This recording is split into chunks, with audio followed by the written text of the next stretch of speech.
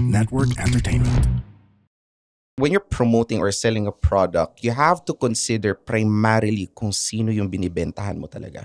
Because the most dangerous aspect in today's marketing is riding to the trends that doesn't fit your product or service. Yeah. Whatever you see on TikTok, uy, okay to, cool to ah.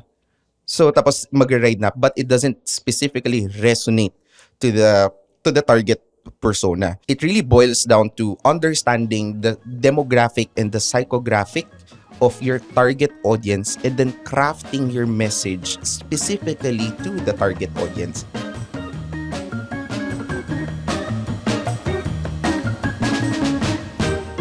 Mga Immortal, welcome to the Underpaid Podcast. I'm your host, Stanley Chi. Ito ang podcast na pro-employee para sa mga Immortal where we talk about work-related topics in a light manner na parang nagkukwentuhan lang tayo sa pantry. Kasama ko ang aking co-host si Zar de los Reyes, CRSP, ang inyong career coach. And our topic for this episode is digital marketing. Oh. Ayun. So, very interesting and useful. Ngayon kasi, hindi na basta-basta, yung sabihin natin yung tri-media, hindi na ganun kalakas na yun lang kailangan. Kailangan mo may online ka na rin na presence. What is tri-media? Newspaper, TV, tsaka radio. Okay. Ganon. Yung traditional media yun. Di ba? Lahat online na. Pag nanonood ka, Facebook, sa YouTube, sa TikTok, di ba? Oo. So, meron tayong dalawang guest na kaibigan ng Underpaid. No, magbibigay sila ng digital marketing masterclass para sa mga Immortal. How you market yourself, your company, your business, your side hustle. Oo, kailangan na kailangan Oo. yan eh, no? Siyempre, yung una, ito, suki sa Underpaid, ang founder ng SEO Hacker, si Sean C. Hello. Good evening, mga Immortal. Happy to be here Hi, Sean. again. Thank you Ito. for inviting me. At ang siya ay isang founder and head of growth ng Surge Digital Media. Expert din to. Oo. David Ramos. Yes. Thank you for having Hi, me. David. Hello Si mga David. Immortal. Ayan. The Underpaid Podcast, meron tayong video, may video tayo sa Spotify. Tapos kung gusto nyo mapanood yung YouTube na version nito, nasa The Pod Network Entertainment's YouTube channel tayo. Zar, pakibanggit yung ating social media accounts. So, if you want to connect with me, go to LinkedIn. So, look for Zar de los Reyes 1 and then just ask questions.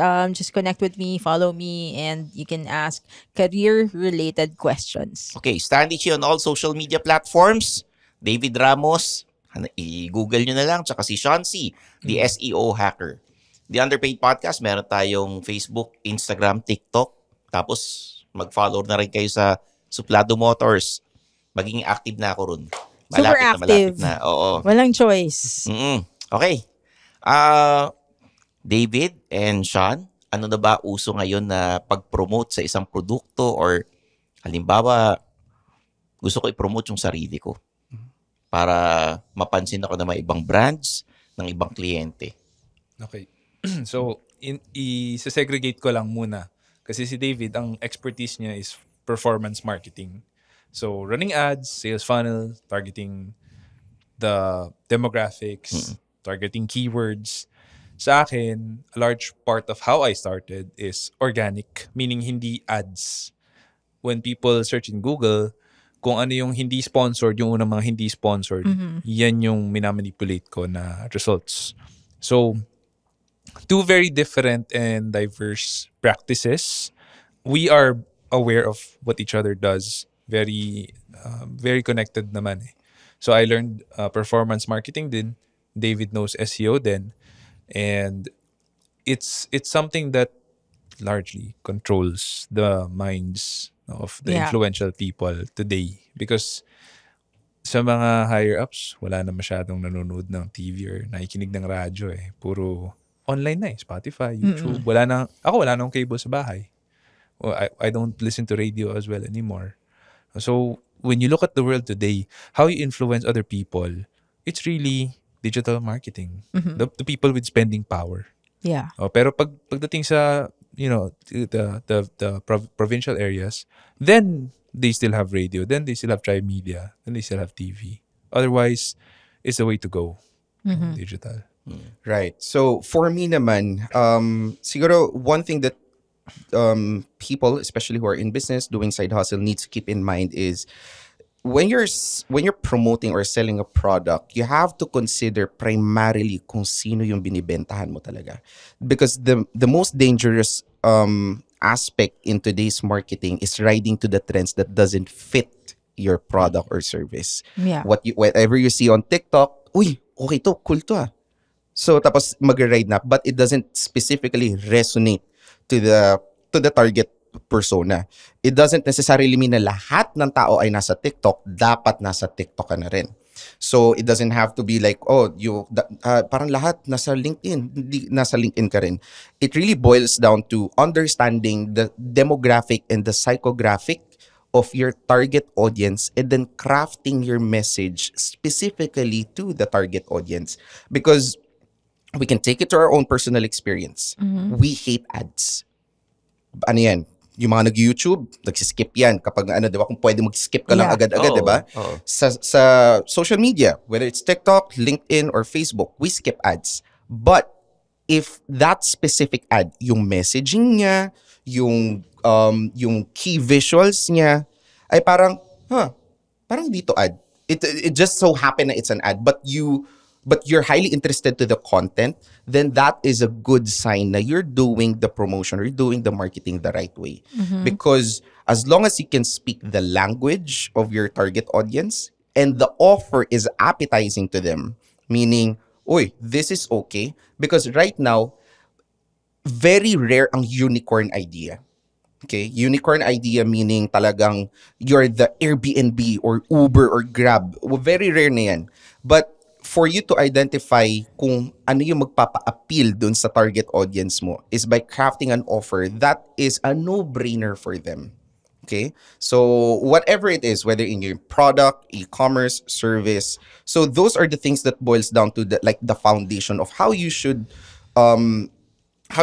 throw yung market mo doon, because if you don't know the foundation, you're just another noise. Yun.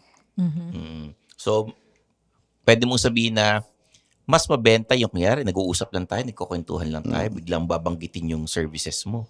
Yun. Mas yung effective yung parang, halimbawa, Zara, alam ba, naghahanap ba kayo ng host sa mga events ninyo tsaka sa mga weddings or parties? Alam nyo ba na nag-host si Stanley Chi? So Madaling word of kausap. mouth. Oo, yung ganun. Madaling kausap. I-message mo lang sa Facebook or sa Instagram. Tapos, okay na. May kasama pang stand-up comedy yun. Yun, yung mga ganon. Magaling ba yung Ganun Stanley sa- Chi? Ay, nako. Recommended. 5 stars. Oo. Kakanta pa. Kakanta pa. Oo. Kakanta pa ng Rainbow. Depende sa bayan. No? Lupet. Di ba? Oo. Smooth. Depende sa bayad. Alam mo, yung services naman ng kahit anong kumpanya, depende sa ibabayad sa'yo ng kliyente. Kaya nyo ba yung ganito, ganyan. O, depende sa bayad. Kung malaki yung bayad, kakayanin namin, kukuha kami ng tao para gawin yan. Yeah. Di ba? Tama. Which, ginagawa rin ng SEO hacker, di ba? Right. O, kailangan namin, pag sinearch yung word na Stanley Chi, guwapo, gusto ko lalabas yung Pag website sinearch, ko. guwapo. Guwapo, or Yun yung lang. ganon. O, Actually. malakas ang sex appeal. Mga ganon. Laglag panty. Yun. Magsa-search na nga ako ng gwapo. Tingnan ko nga kung sino lumalabas. O, sino? Sino lumalabas na And artista then, pag ano? yung unang Definition lumabas. Oo. Definition. Puro definition eh. Pero sa image, tingnan mo. Ano yan? Stock Sa photos yan. Actually, interesting, no? Kasi if you guys saw yung isang interview kay Pitbull, na you know you've made it because when you search my name, my face comes first before the dog. Yeah. So kapag sinearch mong Pitbull, Tama, siya no? agad yun nandoon Tama. bago yung aso. Paano kunyari sinearch ko, David Ramos, lumabas aso? Wala. Mahirap yun. Ibig sabihin, wala pa tayo dun. Ibig sabihin, Baka pinangalanan ng... ibig sabihin may nag-hire sa akin gumawa. Oh, nun. sabi ko na nga, be. Minsan talaga, duda ako sa'yo eh. Is digital marketing expensive or cheap? Oh, Sa akin, so what I would always say to the client is you have to know what you're really going to invest in, because expensive is something that will not return anything to you. But if it returns 3 times, 4 times, 10 times what you've invested, is that still expensive? It's actually not expensive. It's value. What's expensive is if you hire someone cheap, a lot cheaper, 1/3 ng presyo ko, 1/4 ng presyo ko, and nothing happens, then that's expensive. Because you spent time, you spent money, you spent Yeah. effort. Sa akin, ang guarantee ko, in 1 year, 3 times growth yung business mo. What is that worth to you? Is that expensive or not? That's true. Actually, I completely agree with that kasi somehow nasa same industry kami. Yeah. No? But for us naman, we always say na don't see marketing as a cost. It is part of a business investment. So meaning, correct, tama yun. Kasi when we're creating advertising campaign to clients, for us, ang sinisigurado namin is if you spend kunyari 1,000 pesos, dapat at least 3,000 pesos yung worth of sale or 5,000. That's the Yeah. reason why pagdating sa performance marketing, for those who are not familiar with performance marketing, it is a marketing that is data-driven. Because marketing, if you are not measuring it and you're not documenting whether it's a winner or a loser dun sa campaign na yun, kapag hindi mo siya dinocument, then it didn't happen.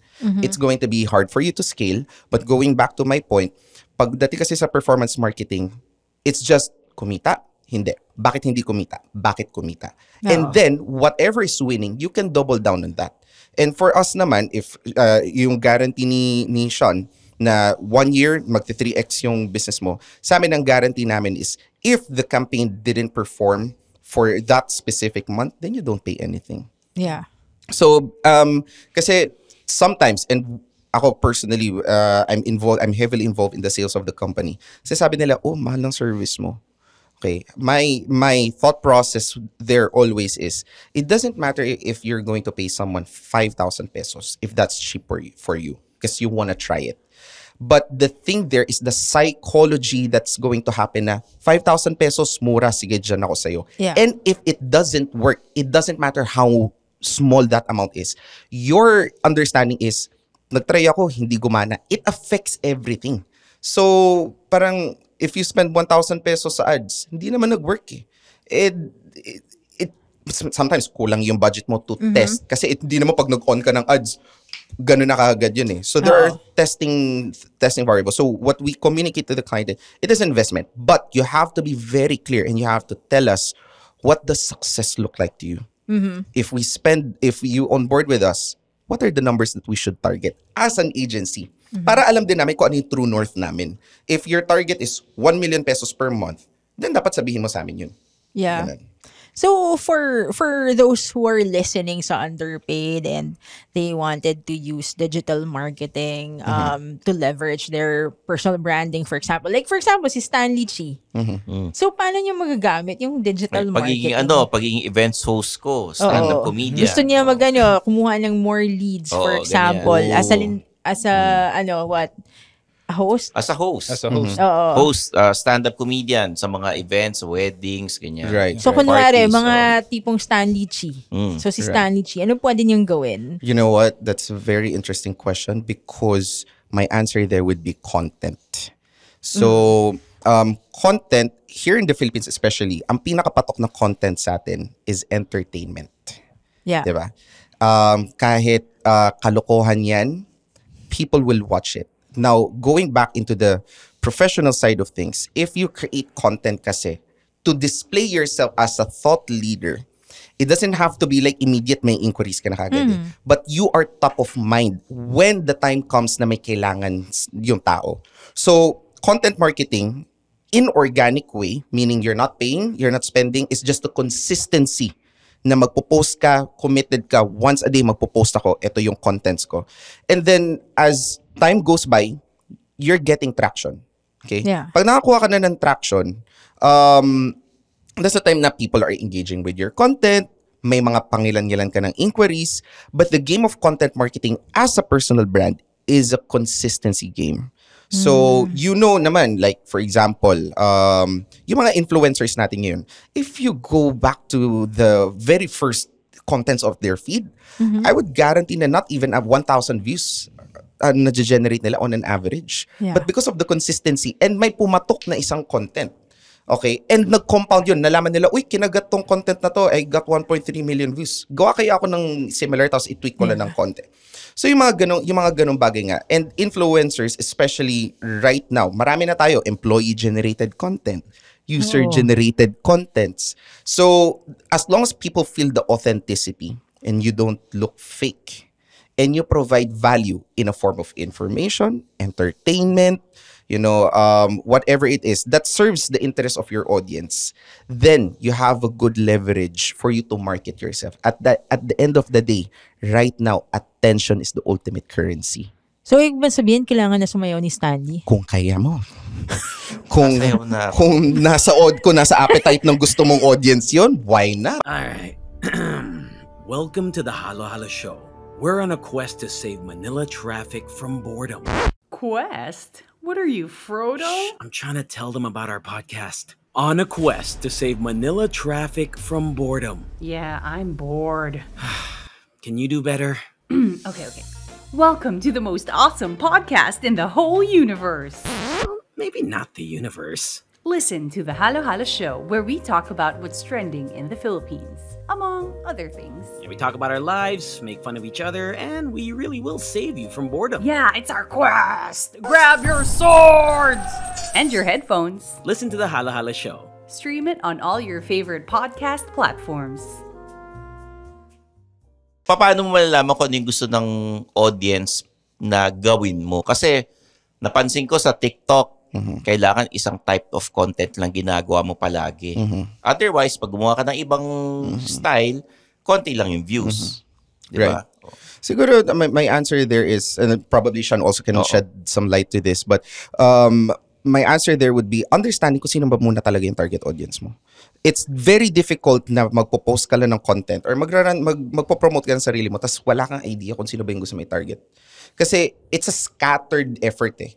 Pero if you know, napipicture mo sa utak mo mismo, eto yung gusto ko, eto yung values niya, eto yung mga brands na fina-follow niya, eto yung platform na tinitingnan niya, eto yung demographic niya, eto yung mga ganong bagay ba?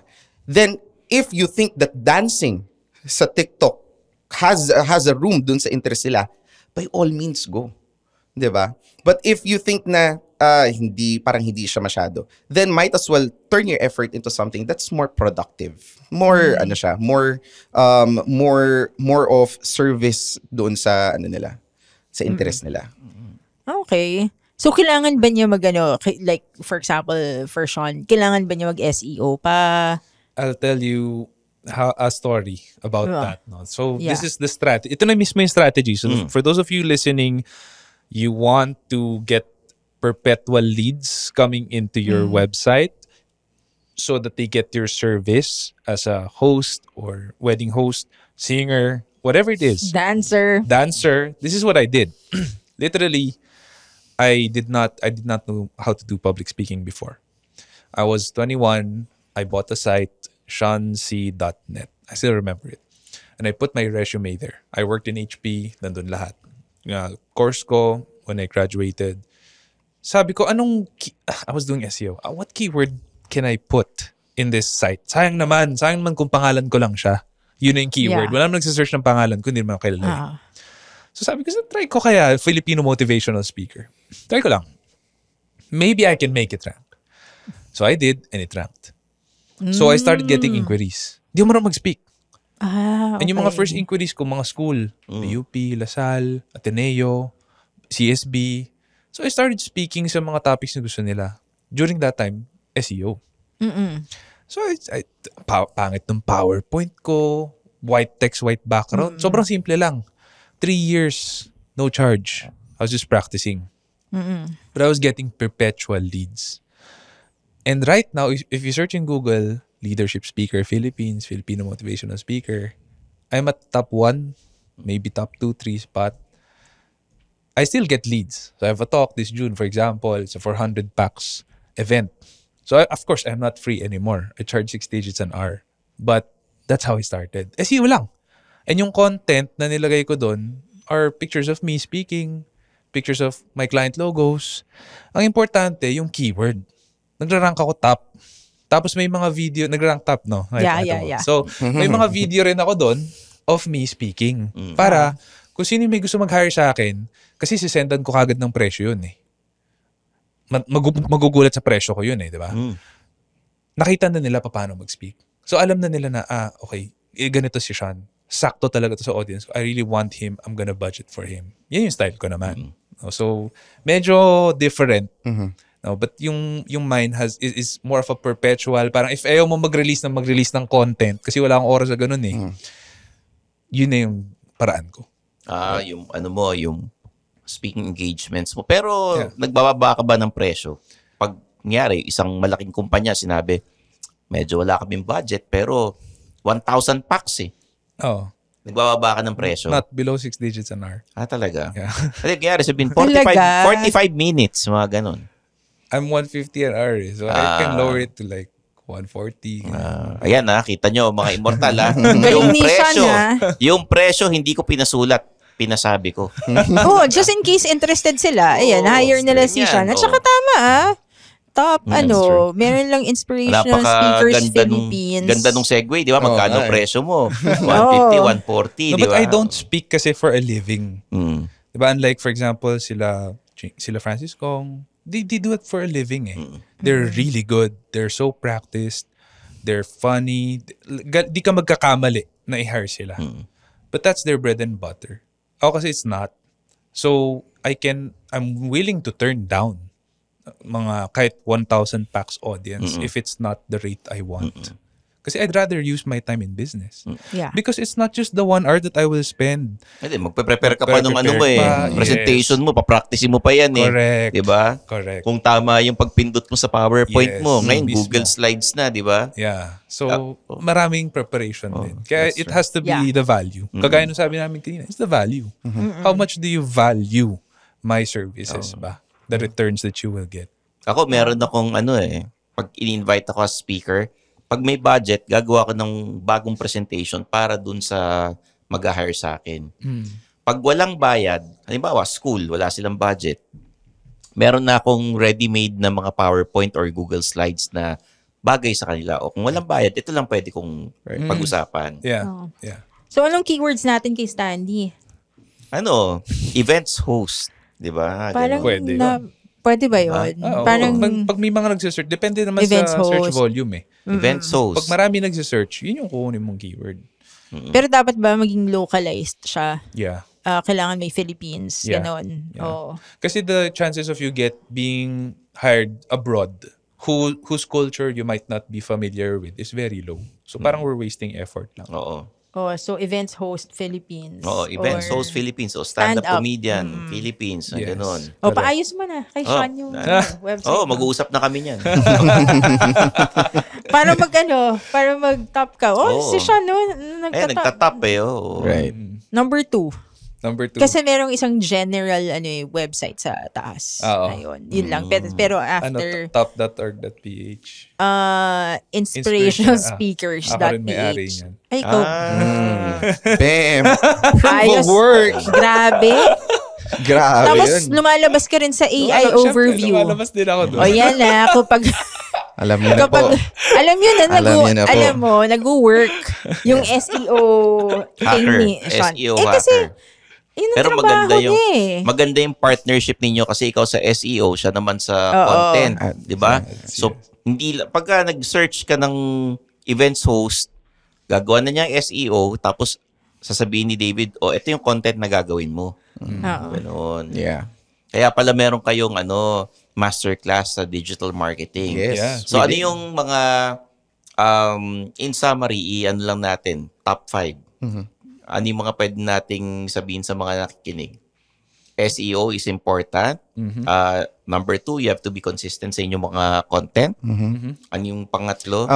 Sa third naman is, if you're going to spend on advertising, before you spend a single peso, you should know the end goal muna.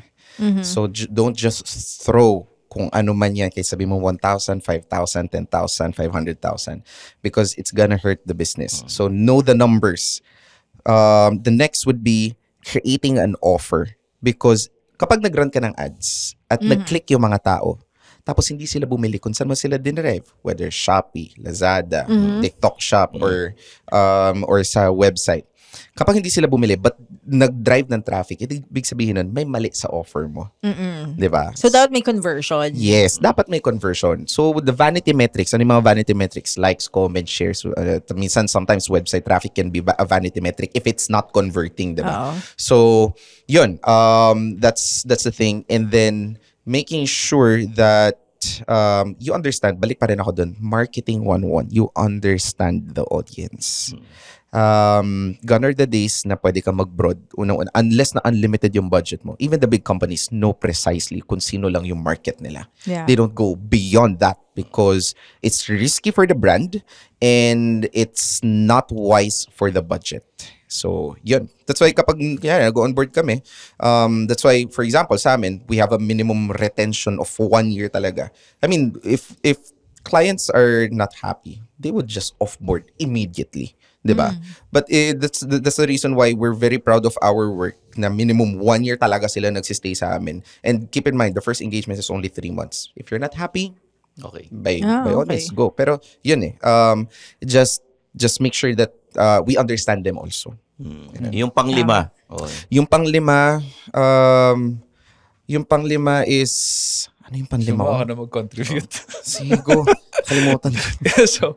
So for me, when you consider all of these things, the next really big hit that digital marketing will have to swallow is AI. Andiyan na siya eh. Andiyan na eh. Nandiyan na siya ngayon eh. So you saw the AI-generated results earlier in Google. It was native, meaning nandun mismo sa search results. And it's Google AI. It's Gemini. And my name was also there. So how do you make the AI regurgitate your results? It's not SEO anymore. It's called AEO, or Answer Engine Optimization.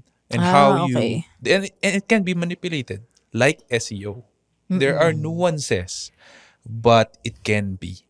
Now, the thing about people, especially smart people, is right now, they perceive Google and AI as the go-to source of information and knowledge and decision-making.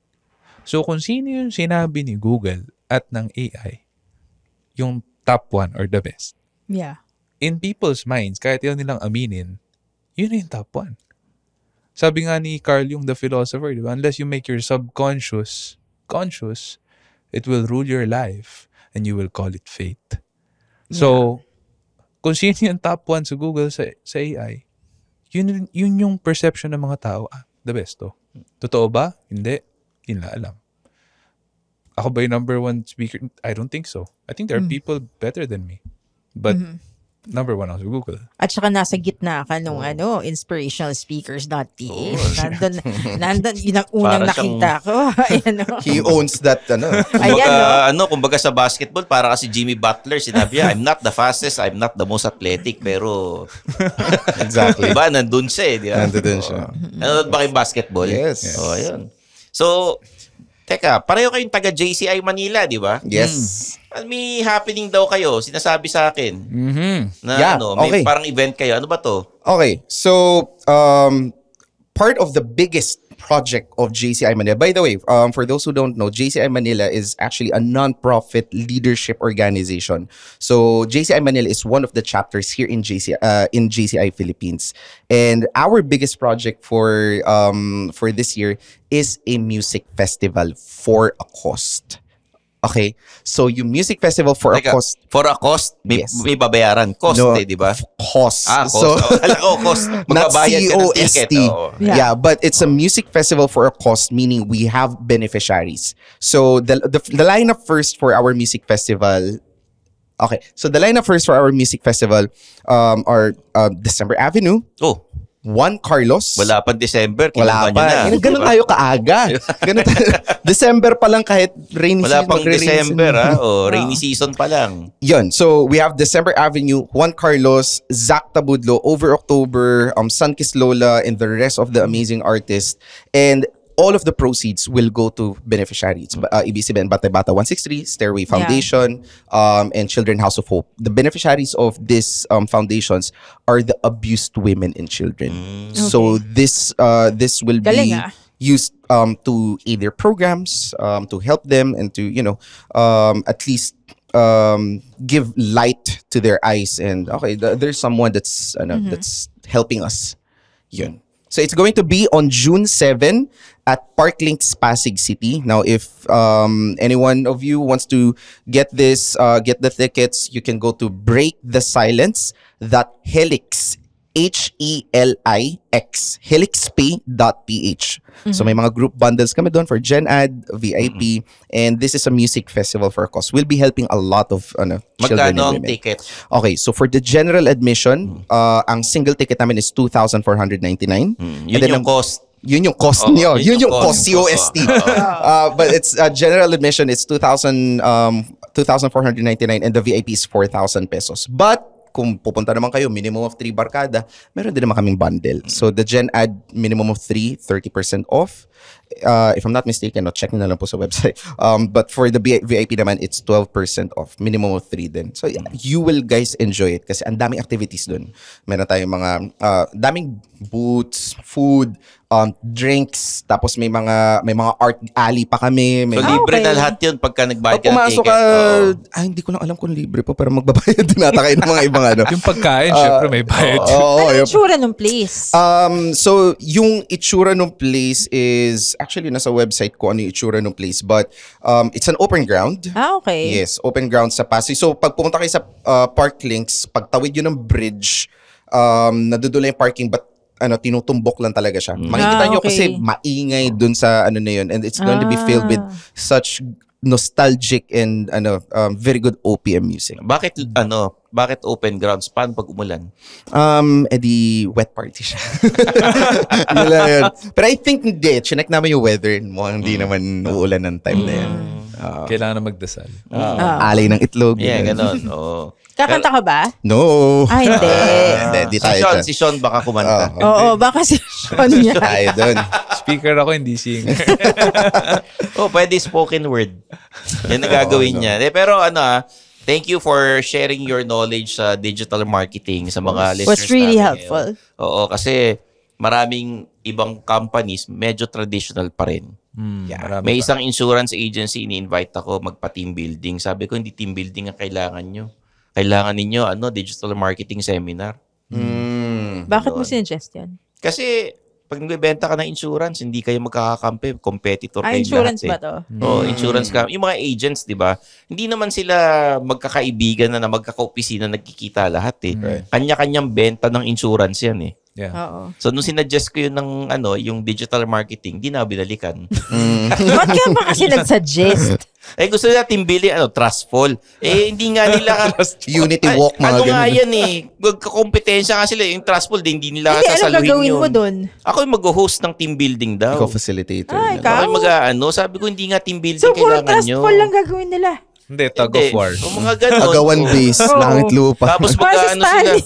Tapos mag-ano sila yung bonfire sila, tapos mag-open forum. Ikaw kasi ganyan-ganyan. Oh. Patay. Parang high school lang eh. Right.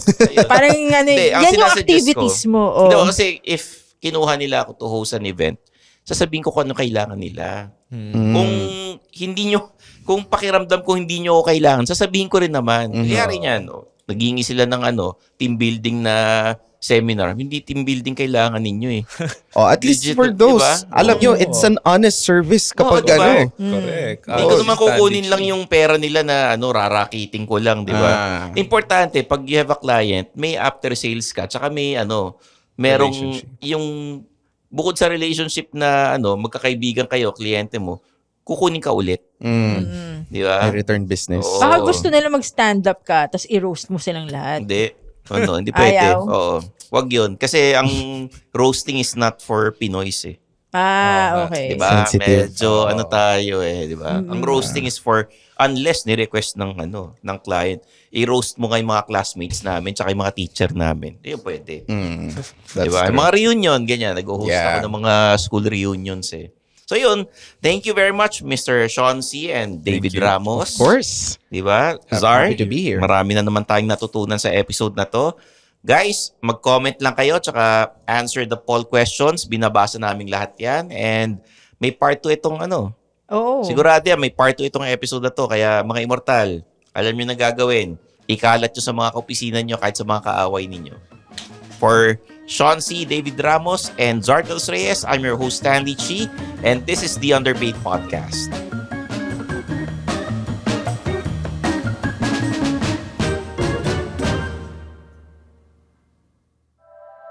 The opinions of podcast creators, hosts, and guests are not necessarily reflective of the official stance of the Pod Network Entertainment, its hosts, or other network programs. The content created by the people behind the podcast is personal and not meant to harm any religion, ethnicity, group, organization, company, or individual.